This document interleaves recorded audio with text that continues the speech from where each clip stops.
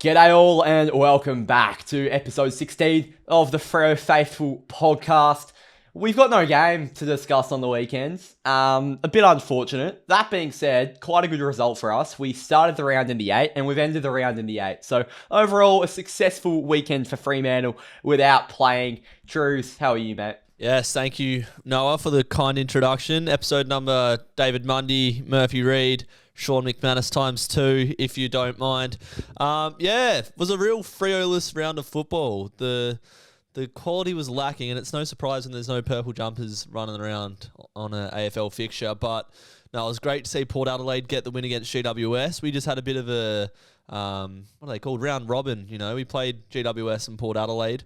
Beat them both, and then they went off and played against each other, and Port got the upset win, which I don't know how much we want to go into this. You've just thrown it to me to see how I'm going, but last year, late in the year, we lost to Port Adelaide and GWS, and those were season-defining losses, so it's good to see that we've got that improvement, and we've moved in the right direction.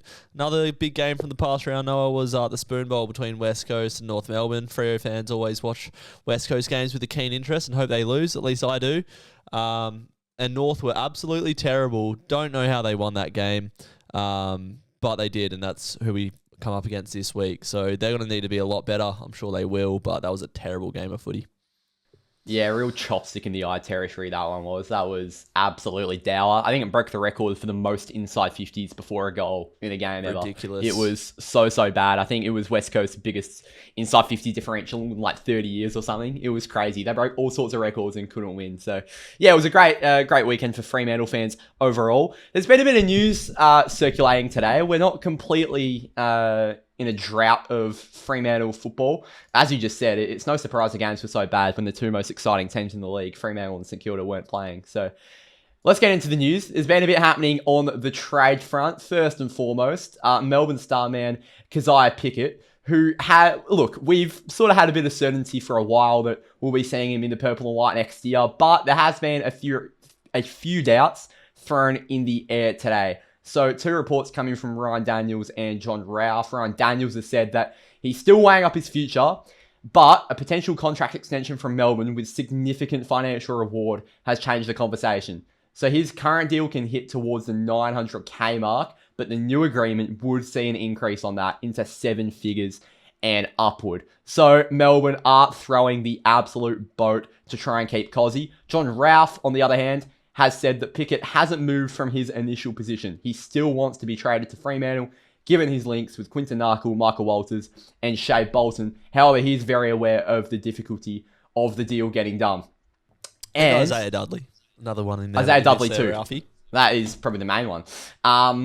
Now, Fremantle are remaining firm that will hold Luke Jackson to his contract if he requests a trade. So that makes the deal even tougher, considering that Luke Jackson was likely to be a part of that deal if he did request a trade and if he did just force his way out of the door. So it's going to be difficult, but do we still want Cozzy? And what would you give up for Cozzy? Because there's a lot to think about. We've got the first this year. We've got the first next year. That being said, giving up the first this year would come with a cost because it's quite a deep draft. There's quite a bit of WA talent. And also, we've got an NGA product. So Toby Wan, who will likely go top 15. He's dominating at South Freo. Had a really good game for WA on the weekend. We're probably going to give up that first or give up something in compensation if we want to get him as an NGA product. So there's a lot to think about. What would you give up for Cozzy, and do we still want him that badly? Okay, maybe you can expand on the Toby Wan fella, because I haven't actually seen him too much, but I'd straight up give 3 first rounders for Cozzy if that's what it takes to get him over the line. This guy's one of the best players in the AFL. To have him running around our front half with Shea Bolton running in the midfield, kicking ridiculous goals, winning games off his own boot, you give up the kitchen sink for him. I know, 3 first rounders could turn into Sam Mitchell, Luke Hodge, and someone else like we've made the mistake of in the past, but we're such a young team. I think we've seen how much better we've been for trading for Luke Jackson and Shea Bolton. I think if a player of Kysaiah Pickett's quality wants to come and play for us, you do what you need to do to get him through. We obviously don't want to lose any players, but yeah, Melbourne are going to drive a hard bargain for him. To be honest though, I said this on the True Footy live stream this week, I just want to see players play their best footy where they are. Now, I would love Kysaiah Pickett to play for Freo, don't get me wrong. And I don't want to lose Luke Jackson. But boys, just focus on your footy. You're young men. Like, you don't need to be home. I don't know what the situation are of these players, but I just want to see them play their best footy because they're so talented. So that's where I sit on that. But yeah, 3 first rounders for Kosy, absolutely. You sort of, you know, you gain Kysaiah Pickett first and foremost, and that's more valuable than 1 pick just off the bat. Then you're paying an extra pick at least. So yeah, I think give them what they want. I'm sort of in the same boat. Like, this is a guy that, you know, they don't get thrown at you every year. Like, this is sort of a once in a generation thing. He's the best Indigenous player in the AFL. Oh, he is. Number like, 1. Absolutely. And to pair him up with Shea Bolton, it puts bums on seats, it gets people to the football, and it gets people supporting this club. So it's not even just a footballing thing. Like, having Kysaiah Pickett at your football club would really be a big thing for this club. Just quickly on Toby Wan, if you want me to expand, he's a very, very clean ball user out in the middle. Him and Fred Rodriguez, probably the 2 best WA sort of prospects this year. Both playing for South Fremantle Colts. I'm not sure if he's played a league game yet, but he was WA's top possession getter on the weekend. So very clean ball user, can play in the middle, can play off halfback. So yeah, it's gonna be interesting whether we do use that pick in sort of a Pickett trade, or we do want to stick true to getting that NGA product. Who, look, in recent years we haven't had too many. The only 3 I can really think of are Liam Henry, Josh Draper, and Brandon Walker, and they've all been serviceable players, but I wouldn't say any of them have been superstars. Was Walker NGA? He was, I believe, yeah. Eric Benning was another one that never saw the light of day, but... Yeah, right. Jason Carter, I think, was. But yeah, we could go on a big rabbit hole with our failed NGAs. But we've had a few good ones come in through the years. Another bit of trade news that's come out today. We've sort of been circulating on this for a little bit. But this certainly wasn't the time I was expecting to pop up. So Neil Erasmus is being circled, particularly by West Coast and 3 other Victorian clubs. Now, his preference is to stay at Fremantle. He's made that quite clear, which is a great sign. He was a West Coast fan growing up, a big West Coast fan growing up. I assume he probably would have been wanting to be drafted to West Coast. He came to Freo and he's fully bought in. He wants to stay here despite his boyhood club chasing him up. We haven't done a trade with West Coast in like 15 years. So while it would be unlikely, you know, they are coming hard for him. He is out of contract at the end of this year, so it wouldn't be a trade, but we do certainly have to put an offer on the table. I'm not sure what sort of free agent he classifies as. So we obviously want him to stay. He's become sort of a mainstay in our midfield in recent weeks. But every player does have their price. It's not like we're trading Andy Brayshaw or a Caleb Strong or Luke Jackson. What would you accept for Raz? And would you trade with West Coast? Because I know it's a bit of a petty thing, but we do hate the club and we haven't traded with them in like 2 decades. Yeah. There's been a lot of nice trading by a lot of clubs in recent times. North Melbourne have been getting absolutely stiffed. So have West Coast. Some of the business that some of these clubs are making has been ridiculous. I think Port Adelaide gave up way too much to bring Lukosius through the door. So, you know, you got to play hardball. You got to be a bit of a prick at the trade table. And if clubs are circulating for Erasmus, don't just send him to West Coast because it's the easy one that he wants. Not that he does want that. I want to see Neil Erasmus stay. I don't think we're going to offer him a very good contract, to be honest.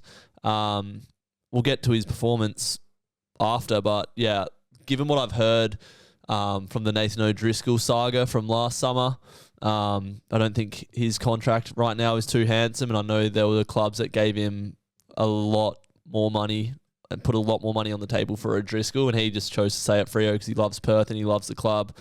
Erasmus has fought for his spot. He's said that he wants to fight for his spot and earn his stripes in a good team, which he now has.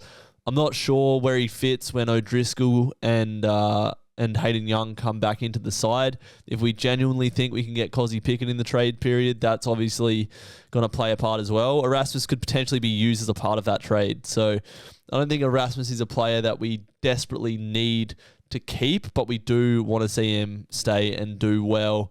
Look, I don't want to see him go to West Coast. As you said, he did grow up a West Coast fan, but he's just coming to the side and just started showing some good form. If he is to leave, I'd want it to be over East, and I'd want to see Kysaiah Pickett coming back the other way with some draft picks or whatever. But yeah, never want to see a Freo player play for West Coast.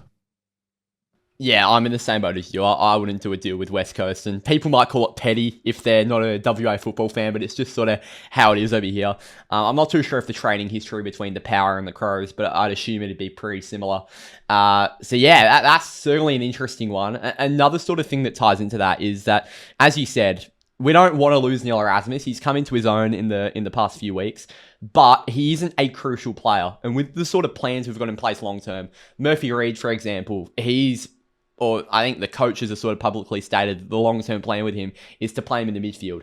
So, would Neil Erasmus be blocking the sort of development of Murphy Reid moving into a centre bounce mix? As I just mentioned, Toby Wan, the NGA product, he's a midfielder. So I'm not sure where we're going with our future direction, but whether Neil Erasmus sort of blocks what we want to do long term, obviously we'd rather keep him because he's playing some really good footy this season and we've developed him ourselves. We don't just want to develop him over 3 years and let him go elsewhere, but there certainly is a world where we do trade him. So yeah, certainly an interesting one with Raz. Yeah, he's on the trade. He's definitely on the trade block, but his attitude has only been absolutely professional his whole time at Freo.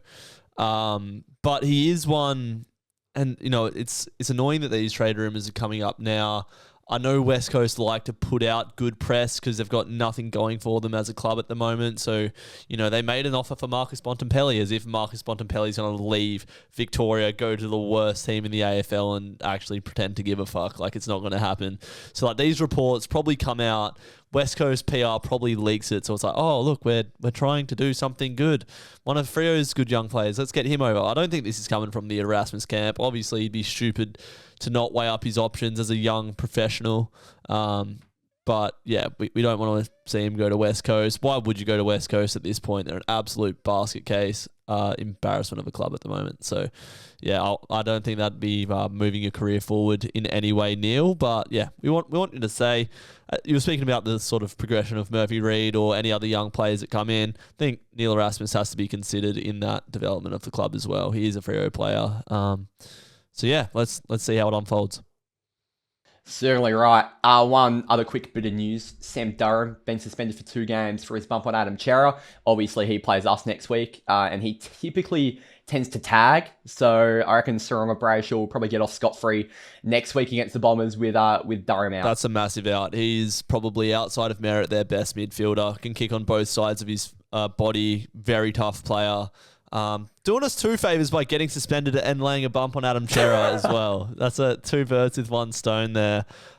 So good news all around. Durham's not hurt. Chera cops one, and Essendon are missing a vital part of their team. North also without Charlie Comben, their best defender. So it's going to be a good day for the key forwards, you'd hope, on Saturday night against North. Yeah, also good news that Chera's okay. I do just want to throw that in there. Debatable. All right. Let's get into what this podcast is mainly based around. And this is grading every single player at the mid-season point. Every single player that's played, to be specific. We're not going to go into the Aiden Riddles and the Jaron Cars of the world. We're going to be starting off with Jager Amira in numerical order. Number 2. How have you seen Jager's season?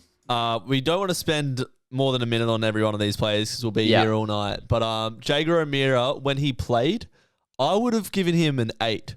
He was very solid. When Sarong wasn't in the best of form, I thought he really lifted. I'm keen for Jager to come back, a mature player that we need to sort of bring that average age up and make a push in the second half of the year. I'm going to give Jager an 8.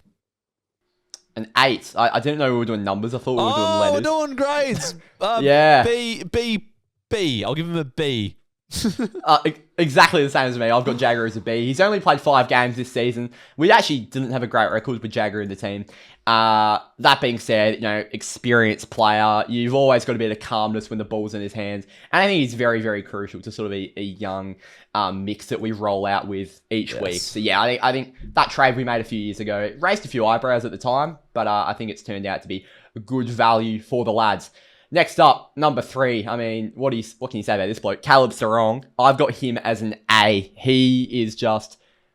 Wow, you're not happy with that, are you? No, keep talking. Aren't you happy with Caleb's season? I think he's sort of matured this season. He copped a few games early this season where he was hard tagged and he struggled to get the ball in his hands, but I think he's worked around that, and I think it's no secret that we play our best football when he's getting in there and he's getting his hands on the ball first, and I think he's done that more often than not this season, and I think it's been at a really high standard. So I've been happy with Sarong's season. You said that he started the season and struggled. I don't think you can give him an A for that. There's been games where he's gone missing, particularly our losses. And given that he was top 5 in the Brownlow last year and All-Australian, I base Sarong, my expectation for Sarong is super, super high. And I don't know if I have seen massive improvement. He's played at a very high level because that's his baseline. But yeah, I wouldn't give him anything more than a B-, to be honest, based on his standards. Really? Yeah. I guess if we're doing it off been standards, head and shoulders better. Yeah, okay, fair enough. I see the point of view you're coming from, but I just think when we're playing our best football and it's come out more often than not. Yeah, this but what season, about our worst football? You got to critique him on that as well. For me. Okay, fair enough. I think he's had a really good season. Next up, the big boy. He hasn't played that much football, but Sean Darcy, a very divisive figure in our fan base. I've currently got him at a C-. It's been a difficult season for old Sean. Look, there have been some games. I think he's been harshly critiqued at times because in that Collingwood game, we were plus 29 inside 50s. We got ruck ascendancy against Darcy Cameron, who at the time was battling, and probably still is, for the best ruck in the league. So I thought he was quite important in that game. He hasn't played a lot of football, and let's be real, he hasn't been anywhere near his best for the most of it. I thought he played a pretty important role on the weekend, last weekend against the Suns. That being said, it still wasn't anything to write home about. So you say he has done one good thing. Here's 3 bad things. C-. Sean Darcy is nothing more than a D this year. He hasn't been able to do anything. C- is shit. No, I see C as like that's a pass mark. He hasn't. He has failed. C- is below C. Yeah, so but it's failed. I think Darcy's been a D. Hasn't done enough around the ground. His body's let him down. And he looks a bit slow, to be honest. Ruck work, when he's been in, I'd give him a B. But no, overall, D. We need to speed this up. Otherwise, we're going to be here all night. Yeah, we've got a few. All right, number 5, Heath Chapman, A-. What a season he has had. He started off in the sub-vest in Geelong, which I reckon mention every single podcast. It's still bizarre to this day, but he's built into the season so well. Crucial, playing medium size, small. He can play taller. One of our most versatile guys down there, and he's probably having a career best year. Heath Chapman, I'll give a B+. Love Chappie, very important part of our team. Composed with the ball in hand, always down back. I think he has had a couple stinky games this year, but overall, very happy. B+ for Chappie. Next up, Geordie Clark. I've got him as an A+, again, having a career best year. And I think he's in All-Australian form. I've seen a few mid-season All-Australian teams rolling about it. I don't think Geordie Clark's getting the credit that he deserves. He is rebounding in the way exactly why we brought him over from Geelong for. I can't believe the Cats weren't giving him games. I mean, it's not like Geelong have really suffered by not keeping Jordan Clark, but we've certainly gained from it. Having a fantastic season, really good ball usage off halfback. He formed that partnership with Cooper Simpson for a little bit that was looking so damaging, and despite being in a back line that hasn't had a lot of continuity, he's been one of the most consistent figures back there. Yeah, 100%. A+ for Jordan Clark as well. Everything you said, couldn't agree more. He was in a different mindset at Geelong, I reckon. That's why they weren't playing him, but really matured. Seems to be a leader at the club without being in the leadership group. He's having a career best year. Absolutely. Fifey next up. This is a difficult one. I've got him as a C because same. I don't really know where to put it. He's played 1 quarter of football this season, and it was a really good quarter of football, to be fair. Yeah, C for Fifey. We remains to be seen with a C. Exactly right. Number 8, Andy Brayshaw. I've got him as an A+. I'm not sure if I can say he's having a career best year, but it's certainly going to be very close. He's sort of in those 2022 areas, and I reckon he's maybe had 1 bad game this season, which out of 13 games, or 12, 13 games, is pretty astonishing form. He's playing at a superstar standard most weeks. He's leading that Freo midfield, and he's working in conjunction with whoever gets put in there. Yeah, loving Andy's season. A+, Andrew Brayshaw. This is a career best year for me for sure. I think he'll be up there in the Brownlow. Leading by example. His around the ground work, his endurance, toughness, tackling, we know that is a feature of his game, but he's getting better with the ball in hand. He's been our best player, BNF leader for me. So A+ for Big Andy. Talking of A+, this is my final one on our list. Luke Jackson, A+. I think he's been our best player this year. Has Dogger. No matter what role he's been put in, he has exceeded, particularly around the ball. Please stay, Luke. I know you're not listening, but if you are listening, we will be a shambles without you, mate. Please stay. Yeah, A+, but it's a C given the trade rumours because that sort of brought me back to earth. Nah, A+, absolute unicorn. We're just scratching the surface of what we can do with Dogger. Absolutely. You might have forgotten that he's played, but James Ash has played one or two quarters of... No, I think he played the Melbourne game as a whole, and he played as sub against West Coast, I believe. I've got him as a C-.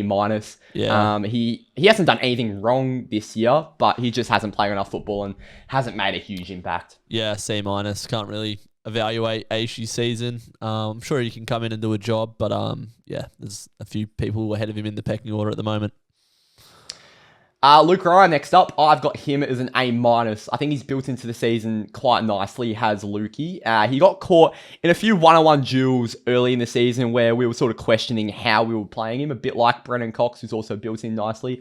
But I think, just a few teething issues in the back line early on with the new back coach, and I think Luke Ryan's adapted really nicely. Leading that back line in particular in the past few weeks, I think he's had a solid season. Yeah, coming off an All-Australian year, Luke Ryan.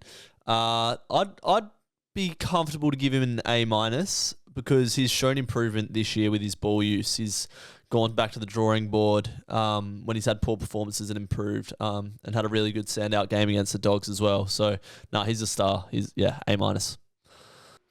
Next up, Jeremy Sharp. I've got him at a D. It hasn't been what we've expected of Sharpie. Yes, he's sort of played a role for us in a few of our wins, and I think some of the criticism of him has been harsh. I don't think he's been as terrible as people just giving him a D, mate. Oh, mate, can you let me speak? This is a podcast. His criticism's been harsh, but I've given him a D. Mate. Jeez, just let me speak. Yes, I don't think he's been that good this year. Considering how well he played last season in his first year, usually off a first year, you realistically should improve. And we are probably playing better footy than we were last year. But he just hasn't. He's sort of been one of our only passengers, you could say, in a few of our games this season. And I'm expecting a hopefully big second half of the season for Jez. So is the criticism, is it harsh or is it fair? In a few of our wins, it's been harsh. But overall, I think it's been a D season. Yeah, I'd give him a C-. I think we can upgrade the winger spot. You talk about his running. I think that's like talking about an electrician and saying, thanks for bringing your tools, mate. He's a good runner, yes. But no, we need to open up that wing avenue, and I think O'Driscoll's a better option there. So unless Jezza can have a big second half to the year, it's been pretty underwhelming. So C- with room for improvement in semester 2. Certainly right. Next up, our prize recruit, Shea Bolton. I've got him as a straight A. Sort of had a bit of a slower start to the season. We were playing in bulk forward time. Came off a low base in the pre-season with an unfortunate injury. Missed round 1. But ever since he's been chucked in the engine room, I especially think ever since that Saints game where Youngie went down, he's just been absolutely fantastic. Just provides a different dynamic that we've never really had in there.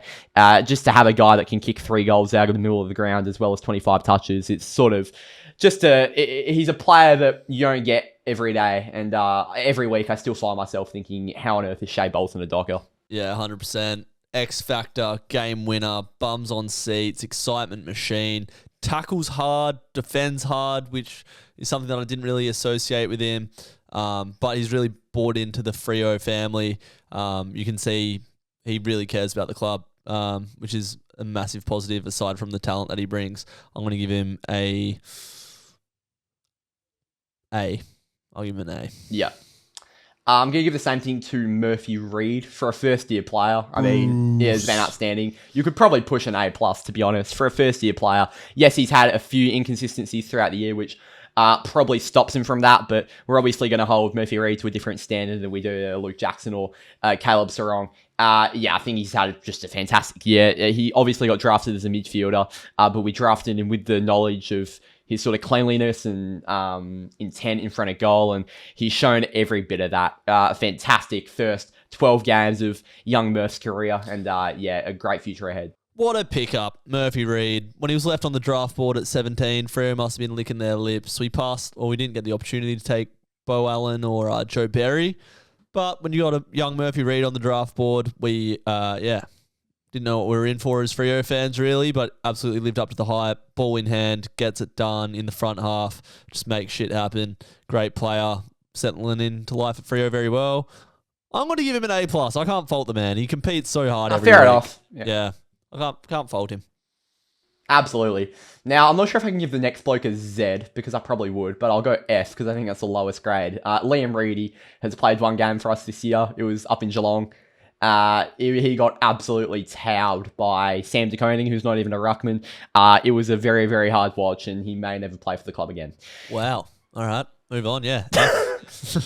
Wow, Noah. Sorry, Liam, if you're listening. Hopefully you're a fan. Quinton Narkle, I've got him as a C-. A bit like James Aish, he hasn't played a lot of footy, but he hasn't really done anything wrong. Kicked a goal in a dour night against St Kilda.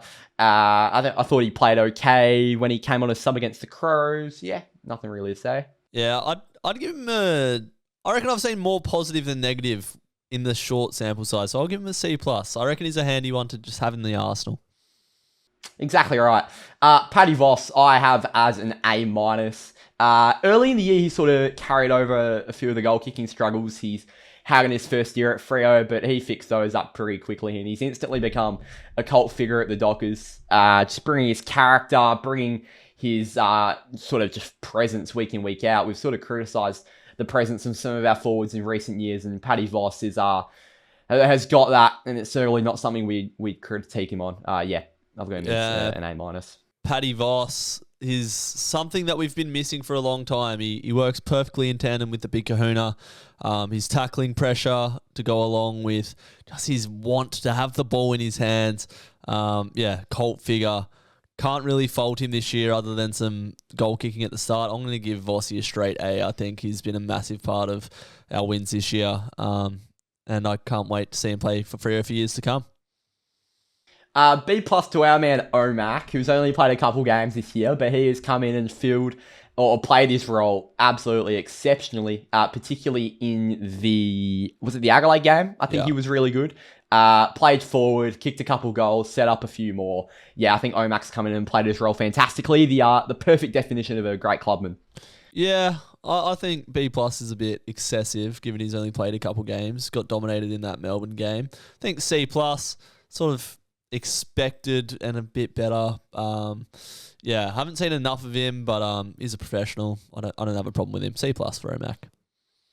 Carl Warner, I've got him as a B+ as well. I think he sort of, again, started the year a little bit slowly, but like most of our backs, built into the season really nicely. And I think ever since that round 1 Brisbane game last year when he got knocked out, I think we've all sort of seen the toughness and the grit and the character in Carl Warner.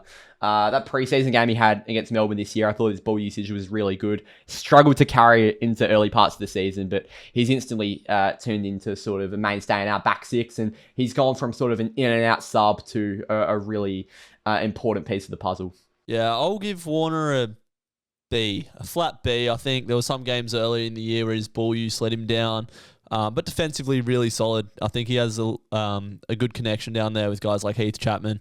Carl Toughness Warner, that's what he brings. And they've rated him as a really good field kick as well. So keen to see that evolve as the years go on. But it's been good to see him play a mature role for a young player.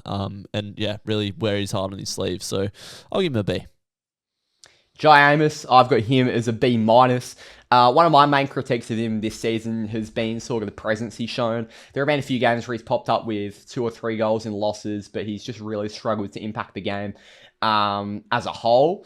But I think he's built in to some nice form over the past few weeks. He didn't have an amazing game against the Suns, but obviously kicks that match winner. He's still got so much room to grow. I think Josh Tracy sort of exceeded our expectations of what a young key forward should really be doing.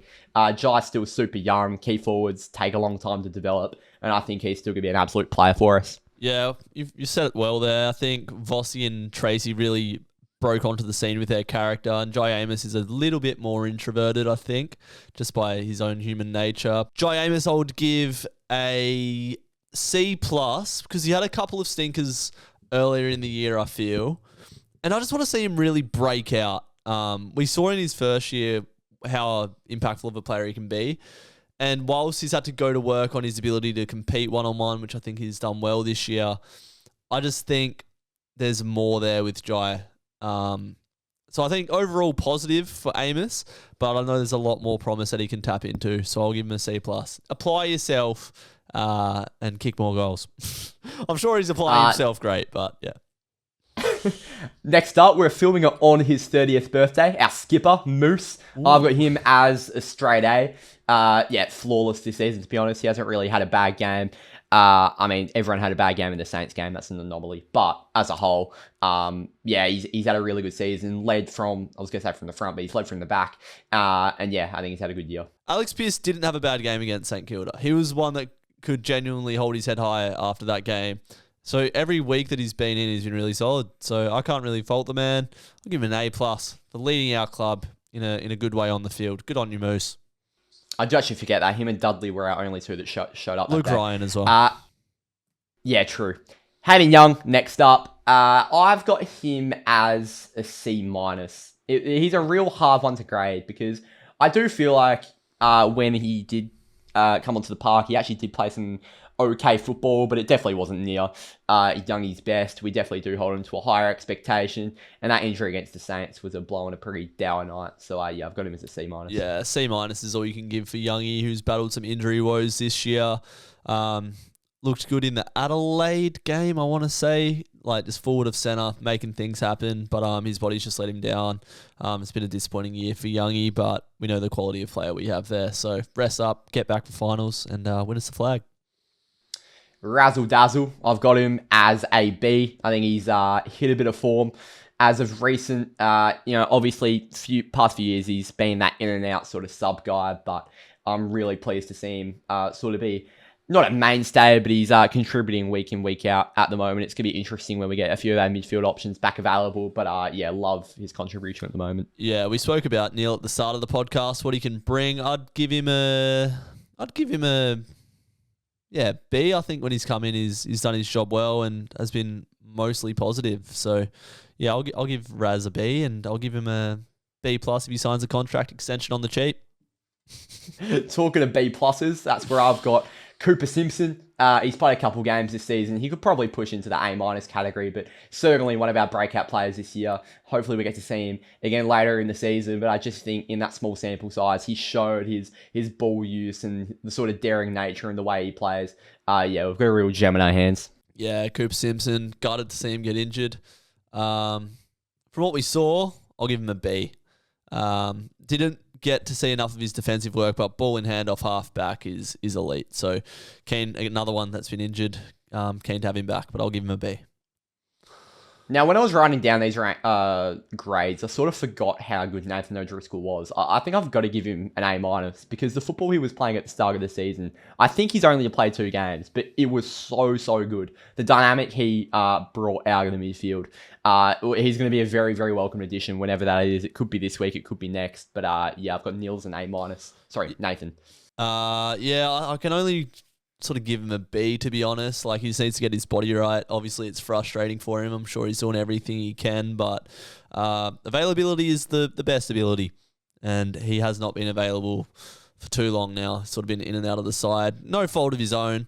We know what a player we have there, but I'm not willing to give him anything in the A areas until he has a good run of games, and he just hasn't been able to hold it down due to health. So, unlucky for Noddy, but very keen to see him back in the side. He's one of our favourite players. That's probably fair enough. Brandon Walker, might forgot that he's actually played a game. I think he's probably played 2 quarters this season. But I've got him as a C. It's just not enough of a sample size to really judge his season. Yeah, straight up. Don't need to speak more on Brandon Walker. Good player on our hands there. If you can get fit, keen to see him evolve. But I'll give him a C. Freddie's a really, really hard one. He's someone I feel like we speak about in every single podcast. I've got him here as a B-, but I don't think there's really a wrong answer. He's had a couple games this season where he's scored bags of 3, but we're probably still expecting more. Again, that win on the Gold Coast, he was one of our only guys that didn't really make an impact on the game. He's a hard one, Freddie. Yeah, he sort of feels like the Jai Amos of the small forward brigade, Michael Frederick, I feel. Switter, Bruce, Shea, Duds get all the praise, and Frederick's always the first one to get the whips cracking. So, yeah, Freddie, I think he's shown his best football he's ever shown this year, particularly in that GWS game. And he's had games where he's kicked bags of 2 and 3, but yeah, there's also games where he just goes missing still. But I think there's been more good than bad with Freddie. If he can become a consistent player for us, he's going to be a massive weapon. I think he's our forward line barometer. I'm going to give Big Freddie a B. Corey Wagner, I'm giving him an A. This is the definition of a bloke that just does not put a foot wrong. We speak about so much the importance of having a really good bottom six, and I'm not sure if Corey Wagner's in that. Based off a guess, he probably is, but wow, what a player we've got in our hands there. 100%. Genuine tag we've got in our hands now. Can play on the wing, inside mid. Done a job on Dacos and Zach Butters. Can play down back. Versatile player. He's completely bought into the Freo way of life. I'm going to give him an A+. Can't fault him at all. I've loved Corey Wagner. The speed and the ball use, the defensive acts. He does it all. What a player. Josh Tracy, I've got him as an A-, sort of just because his goal kicking has sort of dwindled out in the past few weeks. But that being said, I don't really think he's been playing poorly. I think he's been providing a really good presence and letting the Smalls get to work in some of our wetter games. Started the season like a house on fire. Yeah, the big kahuna started the season in Coleman medal form. His goal tally has dropped off, but I feel like that's because he's playing a bit of a selfless role for the team. He's getting higher up the ground. Vossi and Amos have been getting a bit of reward from the hard work of JT, but it's been so good to have him in the side all year, providing a great contest and kicking big goals. We love the big kahuna. He loves a big goal. But yeah, I think I'd give him a A- as well. Just want to see that consistent scoreboard impact. Another A-, I've got Brennan Cox. Your man. It feels like, to be honest, I've critiqued him in round 3, and ever since he's been my man. I think, this is the story with most of our backs, to be honest. They didn't start the season very well. We were leaking goals we probably shouldn't be. I think Brennan Cox was sort of the poster boy of this brigade. I really wasn't a fan of his start to the season. I was quite vocal about it on some of our pods. In fact, before the season, I didn't even have him in our best 22. But I think past few weeks, he has taken the opposition's best key forward and have held them to very, very limited impact. And yeah, one of our most important players back down there. I've really enjoyed Cox's season. Yeah, I haven't really seen Cox in person enough to appreciate him. Because I don't know why I haven't seen him just impress me in person and make me go wow. But did a good job on Jesse Hogan. I'll give him a B. Just a flat B. He hasn't lit my world up this year, Brennan. I know he's getting praised, but I've also seen him play a borderline All-Australian year where he couldn't be beaten one-on-one, and I feel like he's maybe a touch behind the form that he once was. But nevertheless, really positive season, and hopefully he can stay fit in the back half of the year. Look how the tables have turned, eh? Number one Brennan Cox I'm never saying he's bad. I've never said that he's not best 22 like you did, but he Pierce and Ryan have had better seasons for me, and I'd argue Chapman. Yeah. And I've seen Cox put a better season together, but watch this space. And I'll keep a keener eye on Brennan Cox. My man, best 22, Josh Draper.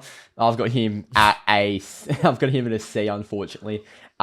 Struggled to grade Drake this season. I think we sort of forget he actually did play some good football when he was playing taller earlier of the season, but I think we just tried to cram too many of our key backs in there, and Drapes was the one that probably had to go back down to the waffle. He played against the Suns on the weekend and played some moose, and he didn't have his greatest game, but there's obviously a player there. We've seen the talent. Yeah, I think he's a really good defender with the ball in his hands. He's obviously got that athleticism. I don't like seeing him play on a small player. I think he got towed up by Kysaiah Pickett against the Ds. I'd give Drapes a C. I think people forget that he was at NGA as well, wasn't he? Yeah. Yeah, so he was sort of brought in as a bit of a prospect, basketball background. Tall athlete, good, really good skillfully, really good footballer, but I don't know if he's always going to be best 22 for us. I feel like he will always be that sort of fringe player. He played a lot of footy last year with the absence of Brennan Cox. So I don't know. I feel like we just need to taper our expectation with Drapes a little bit. But we're confident that when he comes in, he can do a good number. And yeah, the 37, similar-ish attributes to what Michael Johnson had back in the day, that sort of lanky halfback. But yeah, he sort of plays a deep defensive role when he's in the side, intercept marking, but he has been found out a couple of times. But I don't think anything massively overall positive or negative, so C, flat C. I'd love to get into the number 38, but Jaron Carr is yet to play a game for us. So we'll move on to number 39, Sam Switkowski. Again, quite a hard one because Switter doesn't really have a bad game. He's a pressure forward that always gives his all, but he never really lights the house on fire, does he? He had a great game against the Suns of the weekend, but that was probably the first one in a while where I've gone, gee, Switter actually is dominating in that front half. I'll give him a B+, because he hasn't lit the world on fire, but he also is just never doing anything wrong, always wearing his heart on his sleeve, and he's a very, very crucial player to our makeup. Yeah, see, if he hasn't lit the world on fire, I feel like B+, you're at least getting the lighter to light the world on fire, so I think I'll give... Does he have a bad game, though? See, the consistency has to be rewarded. I don't think he has good... I think he tries his heart out. I think he gives 110% every single week, which is great, and we love that. And that automatically gets you in the B areas. But, yeah, I think the Gold Coast game was A++, but I feel like sometimes he's... I don't know. Recently, I've found that Switter has been chasing ass a little bit. And then when you see him get it right, like he did against Gold Coast, you're like, man, what a player. I'm going to give him a B because he's been in and out of the side with injury as well. Yeah, I think B is as high as I'd go with Switter. Absolutely love the guy, though. I think to Switter's credit, yes, he tries his heart out, but he's also a really good footballer. And as I've mentioned 5 times, never has a bad game. And I think when you look at a guy like Bailey Banfield, who, yet again, great clubman, tries his heart out every single game he plays for us, but he does get criticised quite a lot just because of his footballing ability. Yeah. And then he is next. Bailey Banfield is next on the list, isn't he? He is indeed, because we're not doing Jack Deline. Bailey Banfield, where do you have him? I've liked his last couple weeks coming in as sub and playing half-back. I think Bailey Banfield's that sort of Corey Wagner type that, you're fighting for your spot, so when you come in, we need you to do a job. I think that's who Bailey Banfield is. I don't think he's best 22. I think he's probably around that 26, 27, 28 mark. Oh, God, how do you rate Bailey Banfield, man? I'm going to give Bailey Banfield a C. What you see is what you get. I'm going to give him the same thing. As you said, he's played some good back minutes in recent weeks. Mr. Versatile, Justin Longmuir's son, but realistically, he's not exactly going to light the world on fire. Second last, number 43. What a story this bloke's been. He's got to be an A. Isaiah Dudley. Yeah, I mean, what a story. SSP signing. That's back-to-back years we've nailed an SSP signing. Paddy Voss last year. Isaiah Dudley this year. Shout out to the list management team because we're doing really well at finding these gems. I was speaking to someone who has quite a high-up role in South Australian football a few weeks ago and watches a lot of SANFL football. And he was saying he was really surprised when Isaiah Dudley got picked up because all he was really seen as was an average SANFL footballer. He was never seen as a bloke that could take the leap to AFL level. So he was surprised and wasn't really expecting Duds to take that leap. But what a leap he's taken. He's playing such good football and it's going to be interesting. We've now got the debate. Does Michael Walters come back in for him or not? Or does someone else replace him? Because at the moment, Duds is certainly a best 22 player. Yeah, that's the question, isn't it? Walters or Dudley? I think Walters probably provides a little bit more... I don't know what Walters provides more of. It's been such a long time since he's sort of been a consistent contributor in the side, and Walters was definitely droppable last year. So, I don't have an issue either way of what that goes. I'd love to see, Jager Amira, Fife, and Walters maybe find their way back into the side if they're in good enough form to keep it, bump up that average age to 26 and a half, which seems to be the youngest you can win a premiership at, and to see Michael Walters walk out with the flag would be fantastic. But Isaiah Dudley, super skillful. It's funny that you say that about the SANFL guy because I've heard people say that they can't believe that he wasn't drafted. So, bit of a Lawson Humphreys type maybe. I'll give Dudley an A as well. I think he's a super smart player with the ball in hand. And I've really liked Dudley. Can't really fault him. So I'll give him an A. Yeah. All right. Last, but certainly not least, yet again another divisive figure amongst our fan base, Matthew Johnson. I have him at a B. Yet again, another hard one, but I don't. Oh, you know what? I'm going to put him to a B minus because he has had some games where we've gone, "What on earth are you doing, Matthew Johnson?" But on the other hand, I think he has shown the base of a really good footballer, and he's had some games where we're like, "This is why we're actually playing him every week.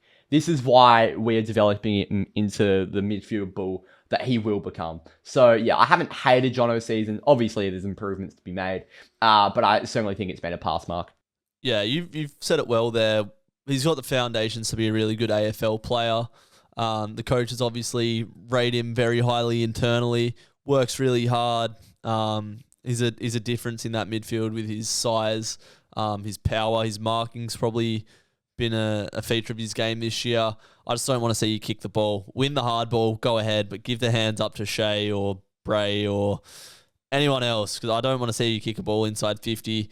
I would give him... I'd give him like... What's between a C plus and a B minus? I can't decide. C plus and a B minus. There's nothing C in between. plus minus. Yeah, that's the area I have Matt Johnson in. I feel like yeah, he's had a lot of frustrating games where he's just butchered the ball this year. I think we've spoke more poorly than positively, so I'm going to err on the side of C+. Righto, well there we go. I think most of the blokes that we've ranked have played their role to a decent enough standard, and hopefully we do have a better second half of the year. And when we do this again at the end of the year, these guys are elevating the Bs into As and the Cs into Bs. Now, talking the second half of the year, it gets underway this Saturday night away at Optus Stadium against the North Melbourne Kangaroos. We've obviously got the Oppo view and the preview coming out this week, so we won't touch too much on it, but initial thoughts, what are we thinking about this Saturday night? So I live streamed the West Coast North Melbourne Spoon Bowl on True Footy, and I'll be streaming the Freo North game on True Footy as well. If you want to watch along there, I'll be there with Dylan, giving him some grief. Hopefully after we get the win. But yeah, looking at North Melbourne, terrible game against West Coast. If that North Melbourne shows up, we got to win by 10 goals because that was pathetic from them. But they've got talent in that midfield. Cherry in the ruck. He'll have his hands full with Darcy and Dogger, 2 rucks that he's got to beat on the day. And, you know, he's strong. He's immovable. But I think Darcy's going to match up really well on Cherry. And then if the midfielders put out the same performance they did against West Coast and Luke Jackson and Shea Bolton and Brayshaw and Sarong are running through there, they're not going to have an answer for it.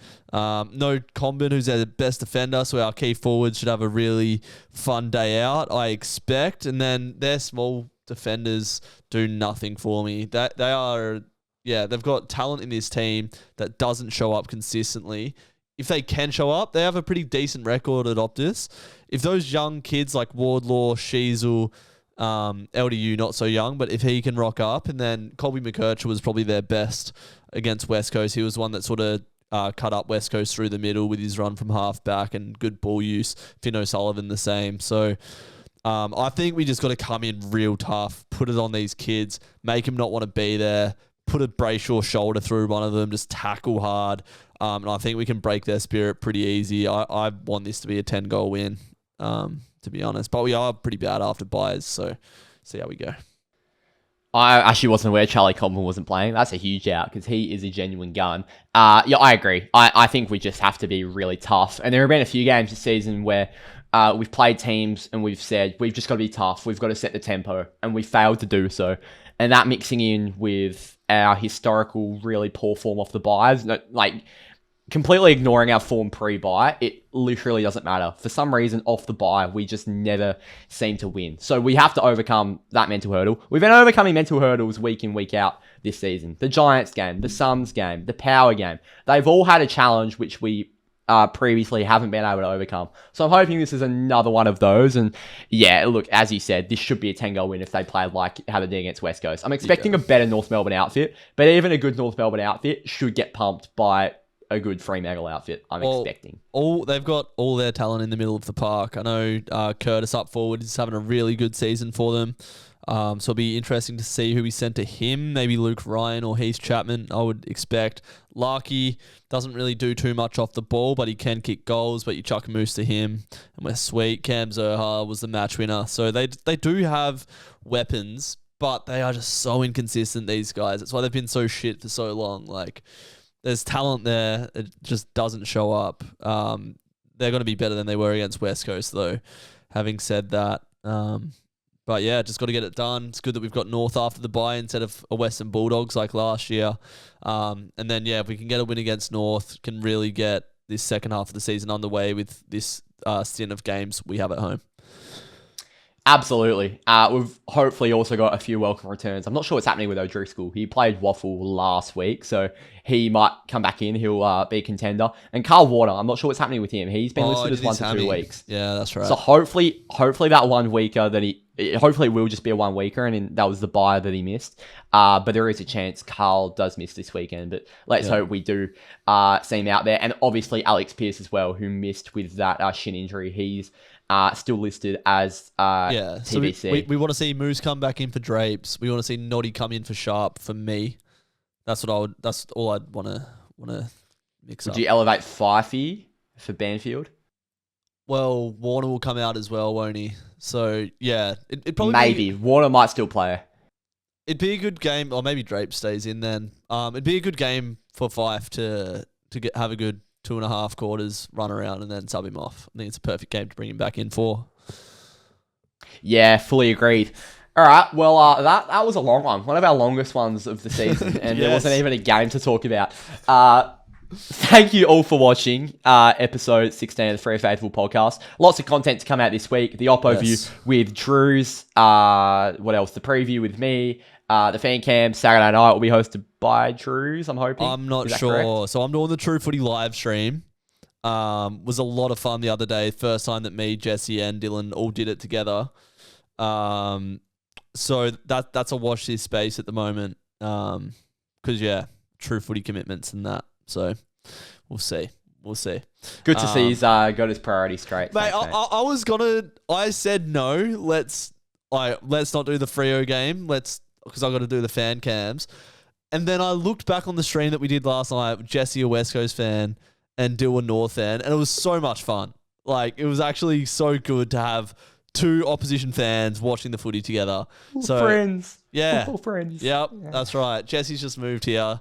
And my schedule's sort of clogging up in the lead up to Europe, which is in a little over 3 weeks. So, yeah, you're going to have your work cut out for you, Noah. You better get used to it and do fan cams this week. Oh, mate, we'll see how it goes. The bottom line is that there'll be a lot of content coming out this week, so stay on top of it across the Instagram, the YouTube, and what else?